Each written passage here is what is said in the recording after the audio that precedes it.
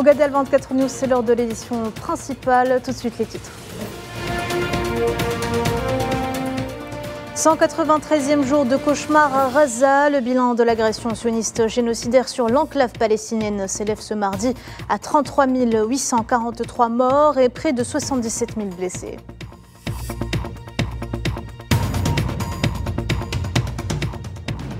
Des centaines de corps retrouvés dans une fosse commune dans la cour de ce qu'il reste de l'hôpital Al-Shifa de Gaza. Les proches des victimes tentent d'identifier les cadavres en présence d'une mission de l'ONU.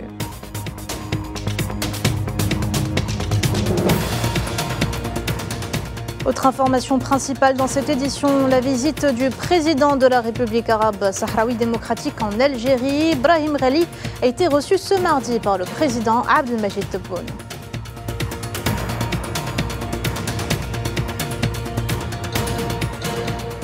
Et enfin, un dossier libyen, coup de tonnerre à New York. L'envoyé spécial des Nations Unies pour la Libye, Abdoulaye Bathily, jette l'éponge. Il présente sa démission au secrétaire de l'ONU, Antonio Guterres.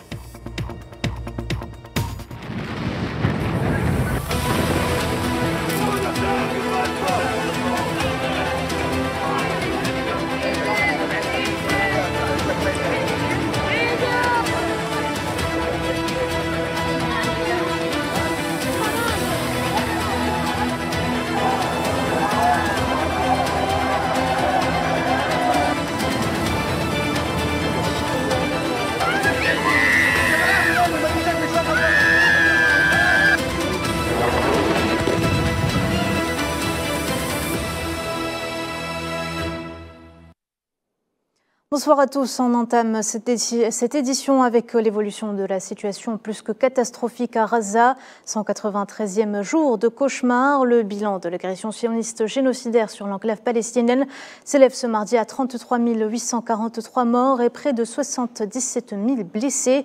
Selon les autorités palestiniennes de la santé, l'armée d'occupation a commis 5 massacres au cours des dernières 24 heures dans la bande de Gaza, faisant 46 martyrs et 110 blessés. Les bombardements s'intensifient pour le 6e jour de suite sur le camp de réfugiés de Nusayrat dans le centre de Gaza, qui fait d'ailleurs partie des principales cibles de l'occupation. Au moins 8 Palestiniens sont tombés en martyrs et plusieurs autres ont été blessés ce mardi selon l'agence de presse palestinienne, faisant également d'importants dégâts matériels.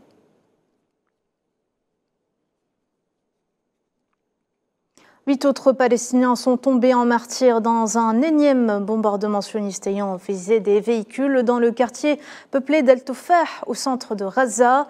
Un certain nombre de maisons ont également été réduites en poussière. Le sud de l'enclave aussi n'est pas épargné. Ils sont au moins 5 Palestiniens, dont un enfant, à avoir trouvé la mort et plusieurs autres à avoir été grièvement blessés dans un bombardement de l'aviation sioniste contre une maison à Rafah. Je vous propose d'ailleurs d'écouter ce témoignage.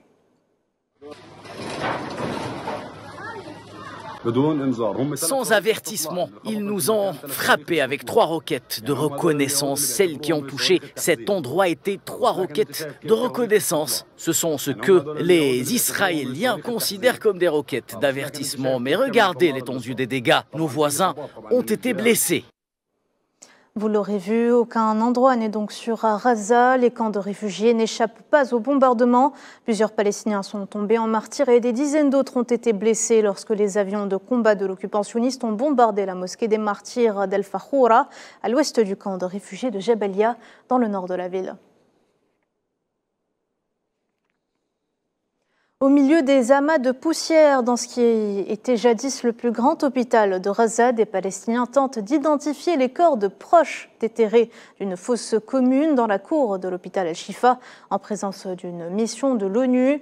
Les corps de centaines de patients qui étaient piégés dans le centre médical ont été trouvés enterrés au bulldozer tout autour du périmètre. Gaza, victime d'un désastre humanitaire qui dure depuis 6 mois, la famine devient une réalité de plus en plus tangible pour une population palestinienne cible du génocide. Des personnes sont mortes de malnutrition et de déshydratation et les survivants souffrent toujours de la faim. Responsable de cette situation alimentaire dans laquelle se retrouvent les Palestiniens de l'enclave, l'entité sioniste tente coûte que coûte de détourner l'attention sur cette tragédie. Amalam Zinzetoune. Grand architecte de la tragédie humaine et humanitaire à Gaza, l'occupant sioniste ne cesse de violer le droit international humanitaire, les droits humains et les résolutions du Conseil de sécurité ainsi que celles de la Cour internationale de justice. Comme si cela ne lui suffisait pas, il se sert de la faim comme arme de guerre. L'entité sioniste œuvre à détourner l'attention médiatique de la famine qu'il utilise comme arme de guerre à Gaza. Cela a réussi à détourner l'attention, notamment médiatique, de la famine à Gaza, de la guerre à Gaza et des pertes de vies humaines qui y ont lieu. C'est l'une des raisons pour lesquelles, lorsque l'opération iranienne a pris fin, le président Biden a contacté Netanyahou, le premier ministre israélien, pour lui dire « Vous avez gagné, c'est exactement ce que vous vouliez obtenir ». You've got the win. This is exactly what you set out to get. Le chef de la diplomatie européenne, Joseph Borrell, a quant à lui affirmé qu'à Gaza, nous ne sommes plus au bord de la famine. Nous sommes face à une famine qui affecte des milliers de personnes. Le diplomate a dénoncé le cynisme de la stratégie sioniste qui, en bloquant intentionnellement des centaines de camions transportant des mois de stock de nourriture et d'aide humanitaire, utilise la famine comme une arme de guerre. Séquelles du génocide perpétré sur Gaza depuis plus de 6 mois et faute d'accès aux aides alimentaires bloquées par l'occupant sioniste. La famine a pris possession des lieux et les enfants gazaouis en meurent désormais. Les experts avertissent que la famine dans la bande de Gaza est la pire causée par l'homme depuis près de 100 ans. L'entité sioniste doit cesser sa participation et son soutien aux violences des colons en Cisjordanie occupée. C'est ce qu'a exigé ce mardi le Haut Commissariat aux droits de l'homme des Nations Unies. Lors du briefing régulier de l'ONU à Genève, Ravina Shamdasani a déclaré, je cite, que les autorités israéliennes devraient plutôt empêcher de nouvelles attaques, notamment en demandant des comptes aux responsables, ajoutant que ces individus doivent être traduits en justice dans le cadre d'une procédure judiciaire conforme aux normes internationales relatives aux droits de l'homme. La riposte iranienne sioniste légitime, plutôt sioniste, contre le consulat à Damas continue de provoquer des réactions alors que l'entité sioniste poursuit ses opérations génocidaires contre la bande de Gaza. Le président iranien Ebrahim Raisi a affirmé que si le régime d'occupation sioniste ou l'un de ses alliés commettrait une erreur, il recevrait une riposte plus massive et plus sévère. Sofiane Baroudi. Alors que l'armée d'occupation continue ses opérations génocidaires à Gaza, faisant face à une résistance palestinienne déterminée. Sur la ligne de front avec le Liban, le conflit n'en finit pas de monter en intensité. Le Hezbollah libanais a annoncé avoir mené plusieurs opérations qualitatives contre différentes cibles dans les territoires occupés, à Shebaa, à Kafr Shouba et en Galilée. La résistance libanaise a affirmé avoir ciblé avec succès des systèmes de défense aérienne patriotes via l'utilisation de drones suicides. Ceci en solidarité avec le peuple palestinien et en réponse aux agressions sionistes répétées contre des villages libanais. La base militaire de Beit Hill a également été visée, à l'instar d'autres sites de l'armée d'occupation israélienne. Le président turc Recep Tayyip Erdogan s'est exprimé, évoquant la volonté sioniste de faire glisser la situation vers un conflit régional. Il a également pointé la responsabilité de la direction de l'entité d'occupation dont les tensions ont recrudescence sur fond d'escalade potentielle au Proche et au Moyen-Orient. Ceci alors que le président iranien Ebrahim Raisi avait exprimé à l'occasion d'un appel avec l'émir du Qatar, Tamim Ben Hamad Al Thani, que tout acte d'hostilité contre les intérêts iraniens connaîtrait une riposte plus forte et plus large contre tous ceux qui y seraient associés. Pour rappel, la République islamique d'Iran a riposté à l'agression sioniste contre son consulat à Damas par une opération complexe contre des sites de l'armée d'occupation sioniste. Téhéran a invoqué l'article 51 de la Charte des Nations Unies, lui conférant le droit à la légitime défense. À ce propos, le président iranien Raisi, qui a décrit la situation comme représentant une défaite stratégique du colonialisme israélien, a exprimé que cette riposte iranienne était une mesure qui visait à punir le régime d'occupation. Il a également évoqué que son pays ripostera d'une manière plus forte et plus massive si l'entité sioniste ou un de ses alliés alliés commettaient encore une erreur. Dans le même sillage et dans une communication téléphonique entre le président iranien et le président russe Vladimir Poutine, qui a condamné énergiquement l'agression sioniste contre le consulat iranien à Damas, décrivant cela comme une violation claire du droit et des conventions internationales. Le président russe Vladimir Poutine a également estimé que la République islamique d'Iran représentait un véritable pilier pour la stabilité de la région proche et moyen-orientale. Les yeux sont donc rivés sur l'entité sioniste quelques jours seulement après la riposte iranienne.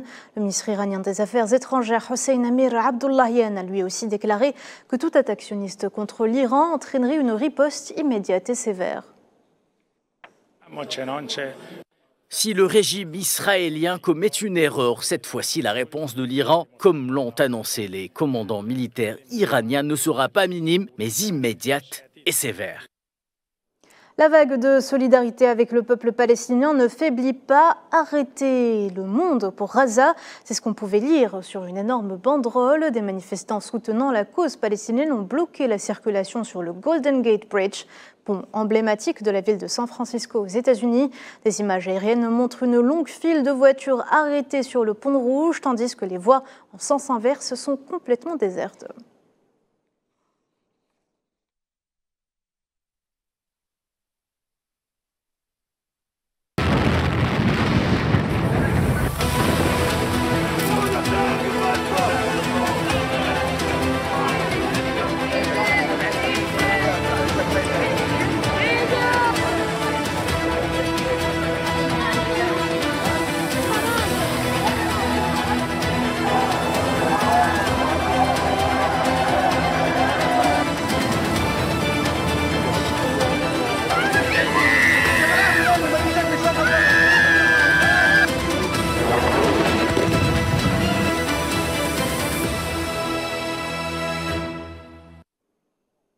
On passe au reste de l'actualité. Le président algérien Abdelmajid Tebboune a reçu ce mardi son homologue de la République arabe sahraoui démocratique Ibrahim Ghali. La rencontre s'est déroulée en présence du chef d'état-major de l'armée nationale populaire, le général d'armée Saïd Chengriha, et du directeur de cabinet à la présidence de la République Boualem Boualem. Des échanges ont également eu lieu entre les délégations des deux pays.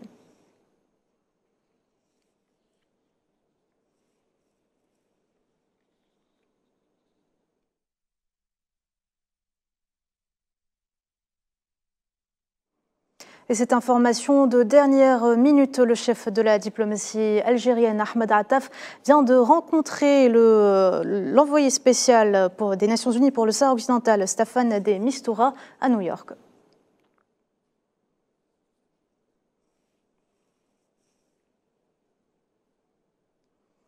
Le représentant du Front Polisario auprès de l'ONU et coordonnateur avec la MINURSO, Mohamed Sidi Omar, s'est entretenu avec l'envoyé personnel du secrétaire général des Nations Unies pour le Sahara occidental, Staffan de Mistura, à New York, avec lequel il a passé en revue la réalité et l'avenir du processus de paix parrainé par les Nations Unies. Une rencontre tenue à la veille de la séance de consultation que tiendra ce mardi le Conseil de sécurité sur la MINURSO. À cette occasion, Mohamed Sidi Omar a souligné que l'exercice du peuple sahraoui de son droit imprescriptible, inaliénable et non négociable à l'autodétermination et à l'indépendance est le seul et unique moyen d'un règlement pacifique, juste et durable pour la décolonisation du Sahara occidental.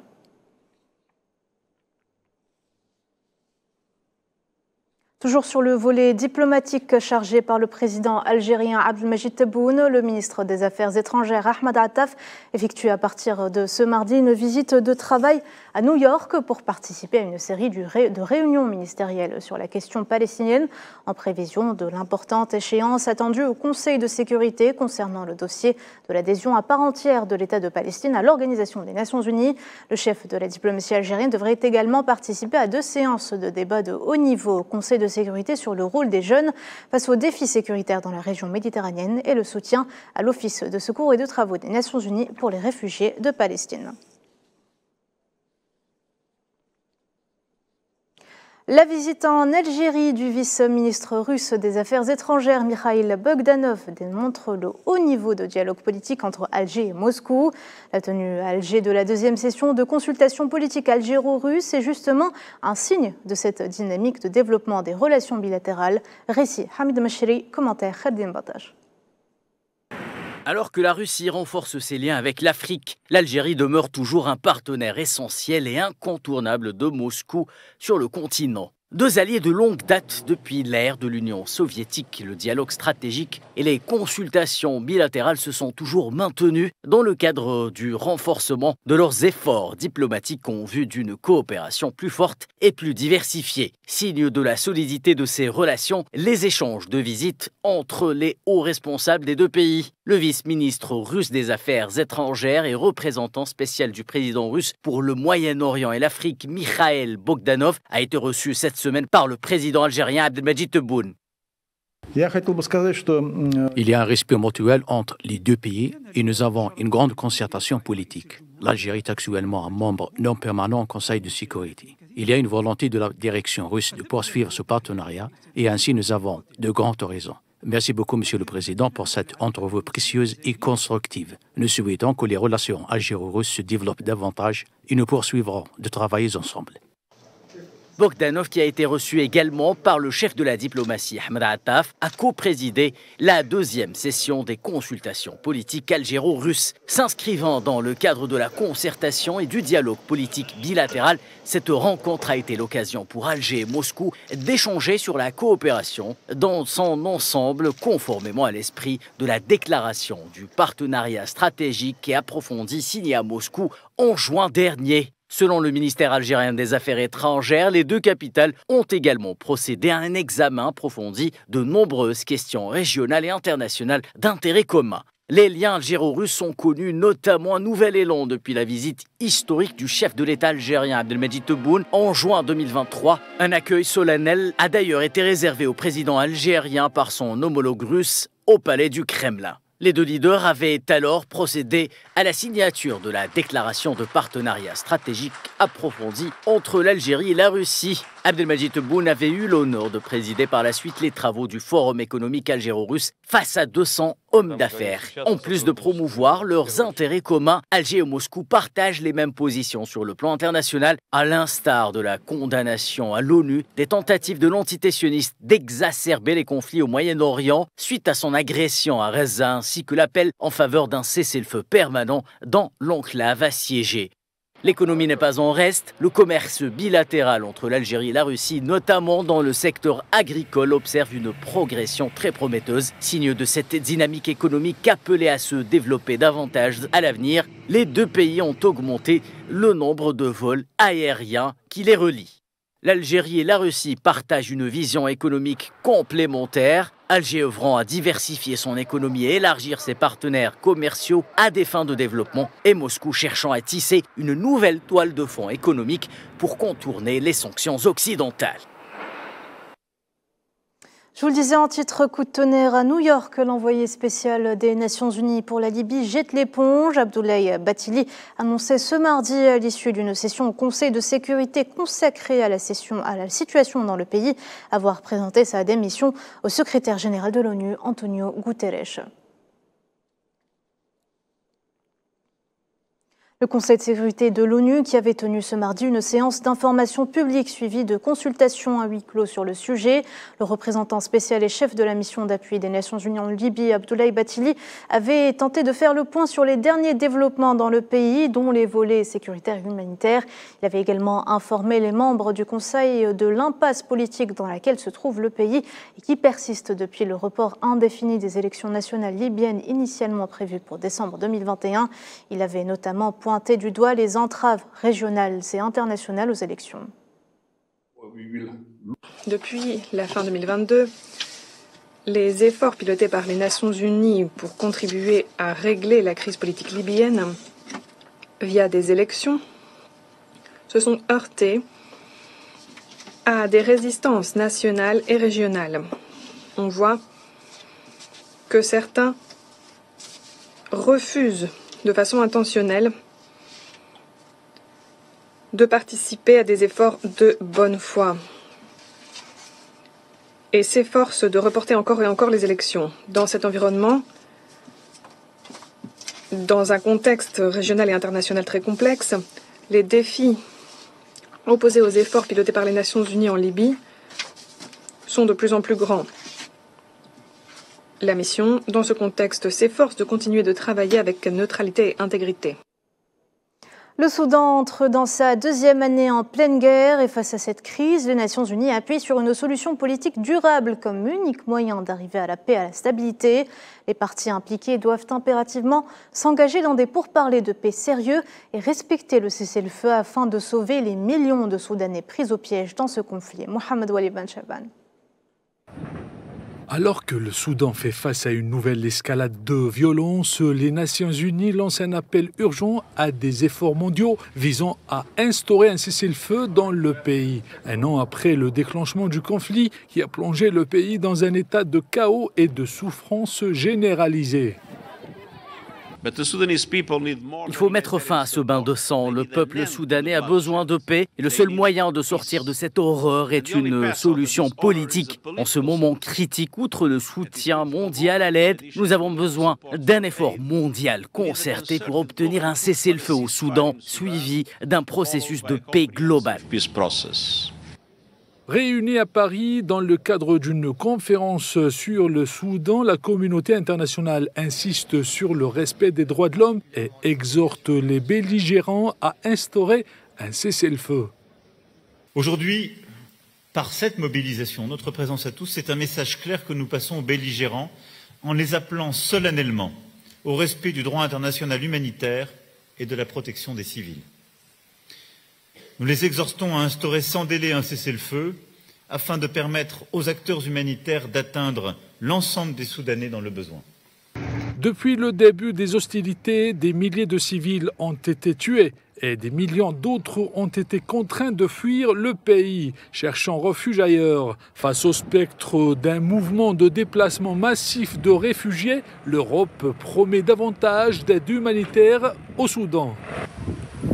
Les gens manquent de presque tout au Soudan. Ils ont donc besoin de nourriture, d'eau potable, de nourriture pour bébés, de médicaments, de vêtements, d'écoles, d'hébergements d'urgence et surtout de soins psychologiques. Nous mettons aujourd'hui à disposition 244 millions d'euros supplémentaires d'aide humanitaire pour fournir à ces personnes ce dont elles ont besoin pour survivre. L'Europe s'engage à injecter 2 milliards d'euros au Soudan pour faire face au risque d'afflux massif de réfugiés au vieux continent, souligné récemment par le patron du HCR, Filippo Grandi. Alors que les 27 États de l'Union se préparent tambour battant à la bataille des Européennes et face à la montée des partis d'extrême droite, le dossier lié au droit d'asile et d'éventuels réfugiés soudanais pèse de tout son poids sur la configuration de ce scrutin. Le président chinois Xi Jinping a rencontré ce mardi le chancelier allemand Olaf Scholz à la maison d'hôte de Pékin et a affirmé que la Chine et l'Allemagne doivent militer pour plus de stabilité et de certitude dans le monde. Les deux parties ont entre autres discuté de questions géopolitiques mondiales majeures, notamment le conflit russo-ukrainien ainsi que l'agression génocidaire sioniste contre Gaza. Concernant le conflit palestino-israélien, la Chine et l'Allemagne sont préoccupées par la grave situation humanitaire dans la bande de Gaza et par le risque d'une nouvelle escalade des tensions régionales. La Chine et l'Allemagne appellent conjointement à garantir un accès sans entrave durable à l'aide humanitaire pour la bande de Gaza et à soutenir le rôle de coordinateur des Nations Unies et de son office de secours et des travaux pour les réfugiés de Palestine, Proche-Orient dans les secours humanitaires. Sport football, le Paris Saint-Germain se déplace au stade olympique de Montjuïc pour y défier ce soir à 20h heure algérienne le FC Barcelone en quart de finale retour de la Ligue des Champions. Après une défaite au match aller sur le score de 3-2, les hommes de Luis Enrique n'ont pas d'autre choix que de s'imposer pour accéder au dernier carré. Autre affiche ce soir, les Allemands du Borussia Dortmund accueillent les Colchoneros de l'Atlético Madrid. Avantage à l'aller pour les Madrilènes avec un but d'écart.